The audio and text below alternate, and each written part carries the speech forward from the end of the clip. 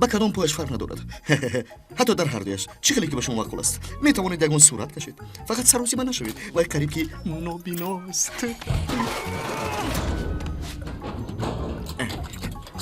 من قطارچه کشیدم. با تو معقول است؟ بیو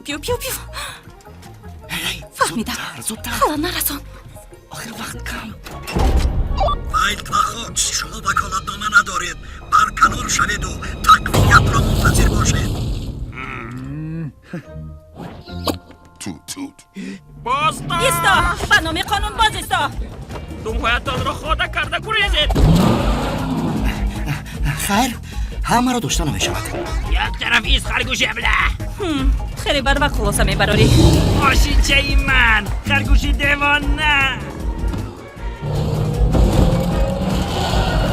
هاکس و وایلد گمانبر شده را در ماشینی دزدیده شده تعقیب میکنند. به شرق به شرق توسط اکتیوی.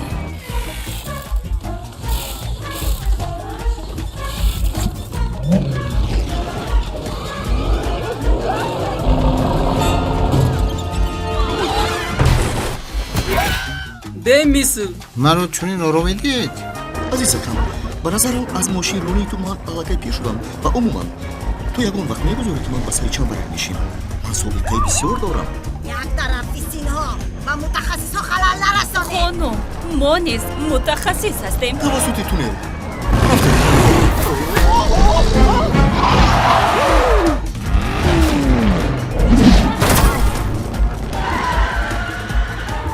نمیگیرید جوان ها. اکنون نوبتی ما سیخبارون کن. سیخبارون بکنه.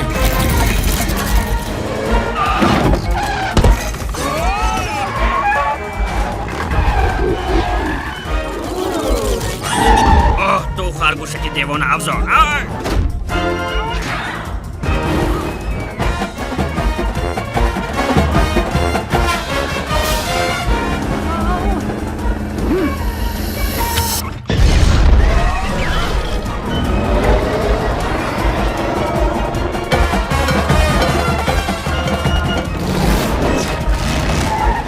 من میجهم. چی؟ نه تو چیکار میکنی سبزیچه؟ افتیده مجروح میشوی. نه سبزیچه جودی.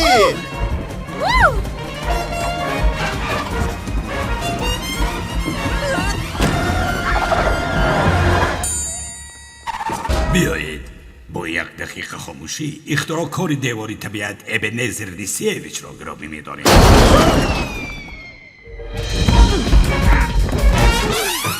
گورخردو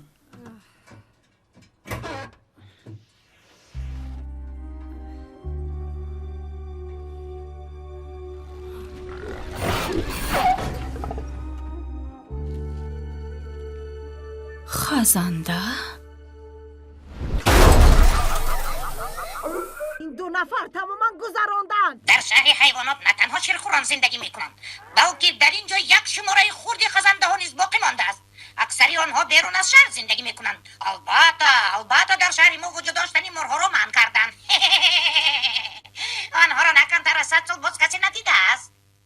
خاموشی و دهشت‌های نوبتی. میدونی من خیلی شبه دارم که بابی کلینتیار منبع خیلی با اعتماد است. خرگوشک ربای احمق زود به نزد من. شیف البته بی‌عصب نبود ولی اساس جنایتکار را دستگیر کردیم. بله گورخردو خاموش. گورخردو این کاری ما بود اما مهمتر چیزی دیگر است. من فکر میکنم که ما یک پیشرفتی جدی کردیم. در ماشینی دزدیده شده قوطی‌های قاچاق، یک تکه کاغذ ها با جشن 100 سالگی و یک پارچه پوستی مار یافت شد.